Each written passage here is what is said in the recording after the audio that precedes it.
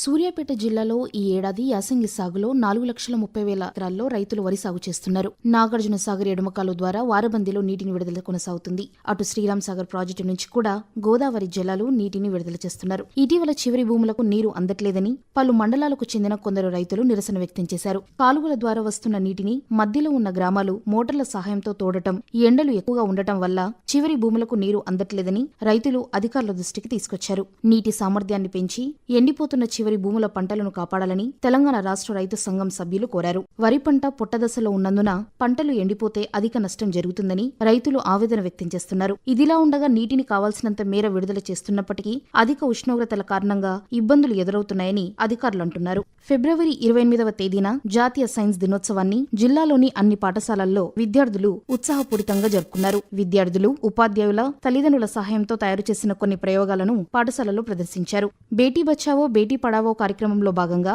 జిల్లా న్యాయ సేవ అధికార సంస్థ ఆధ్వర్యంలో పలు పాఠశాలల్లో విద్యార్థులకు చట్టాలపై అవగాహన కల్పించారు. జిల్లాలో ఇంటర్మీడియట్ వార్షిక పరీక్షలు ప్రారంభమయ్యాయి. జిల్లా వ్యాప్తంగా మొత్తం 16,948 మంది విద్యార్థులు పరీక్షలకు హాజరవుతున్నారు. వీరి కోసం జిల్లా వ్యాప్తంగా 32 పరీక్షా కేంద్రాలను ఏర్పాటు చేశారు. పరీక్షా కేంద్రాల వద్ద సెక్షన్ 163 అమల్లో ఉంది. పరీక్షా కేంద్రాల సమీపంలో ఎలాంటి అవాంఛనీయ సంఘటనలు జరగకుండా పోలీసులు భారీ బందోబస్తు ఏర్పాటు చేశారు. ఈసారి ప్రత్యేకంగా విద్యార్థులకు పరీక్షా సెంటర్ కోసం క్యూఆర్ కోడ్ 1 నిమిషం ఆలస్యానికి బదులు 5 నిమిషాల సమయం కేటాయించారు. అంగన్వాడీ సెంటర్లలో మహిళలకు, చిన్నారులకు ఇచ్చే పౌష్టికాహారానికి సంబంధించిన సరుకులు పక్కదారి పట్టకుండా ఫేషియల్ రికగ్నిషన్ సిస్టమ్ ను అమల్లోకి తెచ్చారు. జిల్లా వ్యాప్తంగా 5 ఐసీడీఎస్ ప్రాజెక్టుల పరిధిలో మొత్తం 1206 అంగన్వాడీ కేంద్రాలు ఉన్నాయి. ఈ కేంద్రాల ద్వారా 3 లోపు ఉన్న 25,139 మంది చిన్నారులు, 14,819 3 నుంచి 6 లోపు ఉన్న చిన్నారులకు పౌష్టికాహారాన్ని అందిస్తున్నారు. ఉమ్మడి రాష్ట్రంలో శాసనసభ స్పీకర్ గా పనిచేసిన దుద్దిళ్ల శ్రీపాదరావు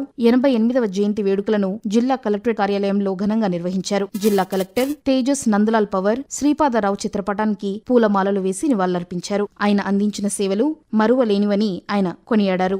మార్చి నెలలోనే ఉష్ణోగ్రతలు బాగా పెరిగిన నేపథ్యంలో ఉపాధి హామీ పథకంలో పనిచేస్తున్న కూలీలకు అన్ని చోట్ల నీడ, మంచినీటి సౌకర్యం కల్పించాలని కలెక్టర్ అధికారులకు సూచించారు. కౌలు రైతులను గుర్తించి వారిని ఆర్థికంగా ఆదుకునేందుకు రాష్ట్ర ప్రభుత్వం సంక్షేమ పథకాలను అమలు చేయాలని రైతు సంఘం రాష్ట్ర ప్రధాన కార్యదర్శి పశ్యా పద్మ అన్నారు. కోదాడ బాలాజీనగర్ లో కౌలు రైతుల సంఘం నిర్మాణ కౌన్సిల్ సమావేశంలో ఆమె పాల్గొన్నారు. రైతు రుణమాఫీ, రైతు భరోసా, పంట బీమా పథకాలను అందరికీ అందజేయాలని అన్నారు. బర్డ్ ఫ్లూ కారణంగా పౌల్ట్రీ రంగం తీవ్రంగా నష్టపోయిందని, పౌల్ట్రీ రంగాన్ని రాష్ట్ర ప్రభుత్వం అన్ని విధాలా ఆదుకోవాలని, ఈ రంగాన్ని వ్యవసాయ అనుబంధ పరిశ్రమగా గుర్తించాలని సిపిఐ రాష్ట్ర కార్యవర్గ సభ్యుడు గన్నా చంద్రశేఖర్ డిమాండ్ చేశారు. బర్డ్ ఫ్లూ వల్ల నష్టపోయిన కోళ్ల పెంపకదారులకు ఆర్థిక సహాయం అందజేయాలని సూర్యాపేటలో జరిగిన ఒక కార్యక్రమంలో రాష్ట్ర ప్రభుత్వాన్ని కోరారు. రాష్ట్రంలోని సమ్మక్క సారలమ్మ జాతర తర్వాత అతిపెద్ద జాతర అయిన సూర్యాపేట జిల్లాలోని దురాజ్పల్లి, పెద్దగట్టు లింగమతుల స్వామి జాతర 5 రోజుల పాటు వైభవంగా నిర్వహించారు. 10 లక్షలకు పైగా భక్తులు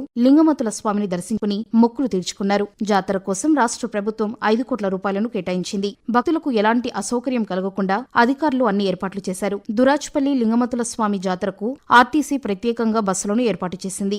మహాశివరాత్రి పండుగను జిల్లా వాసులు ఘనంగా నిర్వహించుకున్నారు. జిల్లాలోని ప్రముఖ పుణ్యక్షేత్రమైన మేళ్ల చెరువు శ్రీ స్వయంభూ శంభులింగేశ్వర స్వామి దేవాలయంలో మహాశివరాత్రి సందర్భంగా వారం రోజుల పాటు జాతర నిర్వహించారు. ఈ సందర్భంగా శివరాత్రి రోజున శివపార్వతుల కళ్యాణాన్ని ఘనంగా నిర్వహించారు. మేళ్ల చెరువులో శివరాత్రి బ్రహ్మోత్సవాల్లో భాగంగా ప్రతి సంవత్సరం నిర్వహించే ఎద్దుల పందాలను ఈసారి కూడా ఘనంగా నిర్వహించారు. తెలంగాణ రాష్ట్రంతో పాటు ఆంధ్రప్రదేశ్ రాష్ట్రం నుంచి కూడా రైతులు ఎద్దుల పందాలలో పాల్గొన్నారు.